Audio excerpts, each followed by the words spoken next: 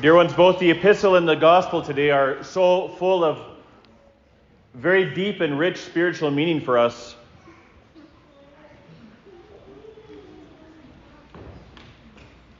One of the things that stood out to me in contemplating this gospel this past week was the concern for which Christ had for the mere physical needs of the people who were following him. Here we have one of the two feedings of thousands by a miraculous multiplication of bread. And while there are many, many spiritual lessons to be learned from this, the patristic commentary on this gospel is very rich indeed. What struck me was how often it is that we wonder where Christ is in our spiritual life.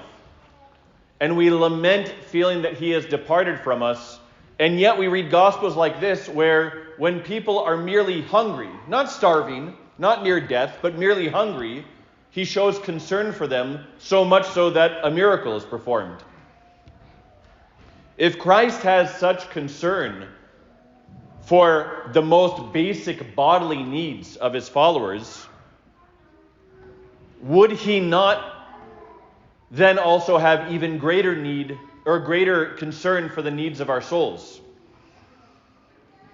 Another question you could ask that's related is, if Christ knew, as he knows all things, that the people would be hungry, why was it not planned ahead of time to bring extra food?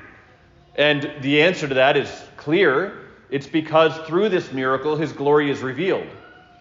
So will he not do the same thing in our spiritual lives? When we feel a deprivation or an absence in our spiritual life, can we not look ahead and predict that somehow, some way, the glory of God will break through, and that this is how he will reveal himself to us? So I want to discuss today a multitude of reasons for why it is that we go through periods of spiritual dryness when we feel that Christ is far from us, and why it is that he allows us to go through spiritual difficulties. A couple little notes before I begin with this list. First, each one of these could be a homily subject in its own. Next week, I'm going to take one of them that I think often confuses people. I won't tell you which one yet, but next week I'm going to take one of them and expand upon it and really focus just on that one. But each one of these requires a little bit of explanation today, but obviously due to time constraints, I can't give a full explanation for each one of them. The second note that I want to make is that in hearing this list, you may have the reaction that many people have when they read the Fathers and the spiritual literature of the church, where they hear one of these and they go, oh, I don't like that.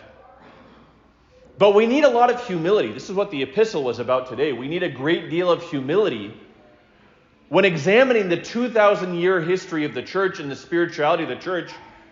That humility demands that we recognize if we don't understand something, if we don't like it, we are the ones who need maturing, not the 2,000-year history of saints. We need to be very careful when we read about the spiritual methods that grace uses in our lives, and we read about these in the saints, not to become judges of grace, judges of God, and judges of the saints, but to humbly step back and say, if I don't like something, if it pricks me the wrong way, that's because I have humility, or I have humbling that I need to undergo. I have growth that I need. I have maturing in the spiritual life that is required. It's not the, again, 2,000-year history of saints in the church that needs to change. I'm the one who needs to change. So, what is going on when we sense great spiritual difficulties in our lives and we don't feel the closeness of Christ and grace? Why would Christ allow us to go through such things? Why is it that we glory, again, as St. Paul said in the epistle, in the cross? How can we look at these periods and actually be grateful from them and benefit from them rather than complain about them and thus be harmed? Here are just some of the reasons that we go through spiritual difficulties. First and foremost, when we go through spiritual difficulties and periods in which we feel like grace is not close to us, it deepens our yearning for Christ in the first place. If we live it well, what it does is it causes us to desire Christ even more. And we call out to him not out of routine, not out of obligation, but out of real need. And we begin to recognize how much we need Christ and his grace, and we call out to him more fervently. And our prayer becomes more legitimate and more honest in that way. Next, when we go through spiritual difficulties, you know that it affects your entire life. It's not just a spiritual thing. It's not isolated to simply the spiritual aspect of your life, but your entire life. When you're going through spiritual difficulties, often work and family life, everything is harmed by this. And so what this causes us to do is actually become detached from the false love of this world. We stop enjoying the things that we typically enjoy, and we realize that the only sweetness in life really does come from the spiritual life. So it causes us to fall out of love with the things of this world, a necessary part of our spiritual lives. Third, when we go through difficult spiritual struggles, and yet we continue living the spiritual life regardless, we do what I talked about last week. We begin to live the spiritual life for Christ and for his love as a response to what he's done for us, and not for ourselves. So spiritual struggles and difficulties and the feeling of the absence of grace causes us to become less self-focused, because now we pray without the good feelings, without the immediate rewards. And if we pray regardless, that prayer becomes far more beneficial to us. I finished up this last week the life of St. Gabriel, the Fool for Christ of Georgia. And this is one of the things he says, that when prayer becomes difficult and dry, and we don't want to pray, we become tired of it, and we do it anyway, the rewards double or triple, even while we feel that we're not as connected spiritually.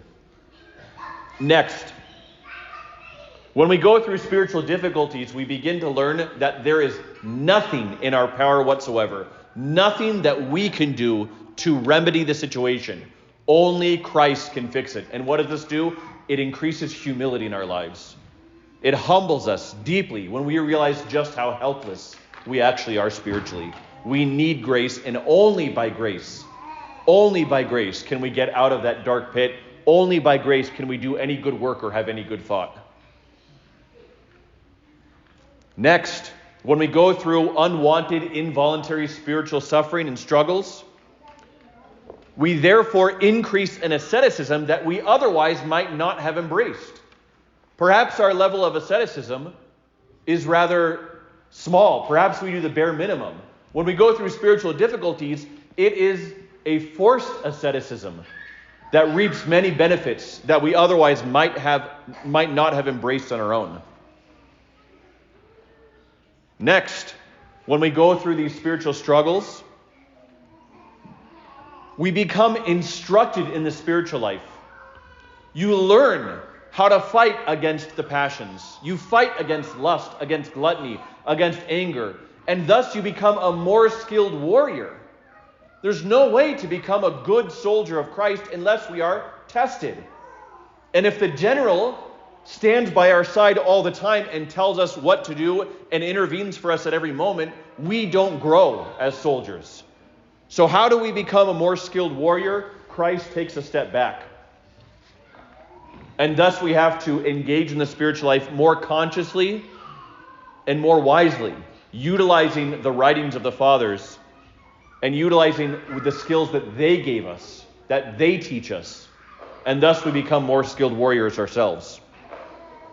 Next, in the spiritual life, sometimes we sense his departure. He never really departs, but we sense his departure because it's a period of testing for us. You saw this in the life of St. Anthony the Great, who when the demons appeared to him as various beasts and wild animals, they beat him, and he asked, "Lord, where were you during this time?" And the cave above him opened up with light, and Christ appeared to him. And Christ told him, "Anthony, I was always with you, but I wanted to see how you would fare."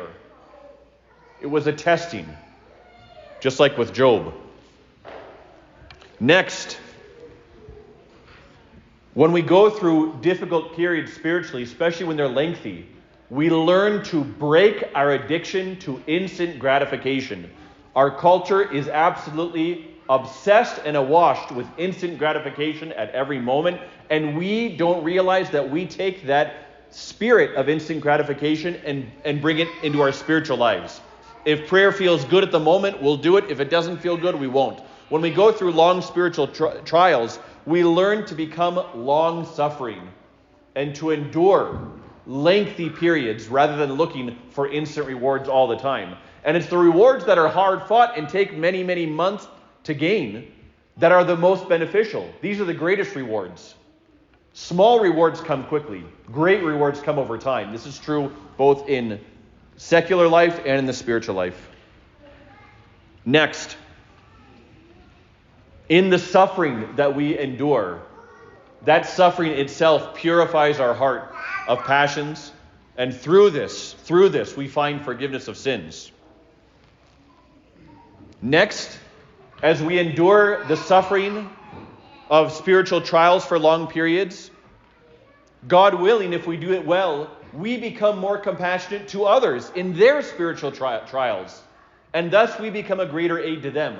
When they begin complaining about going through similar trials, we can say, I understand, I've been through the same thing. This is what helped me. How can I help you? And finally, if we're given too great a spiritual trial to begin with, it will break us.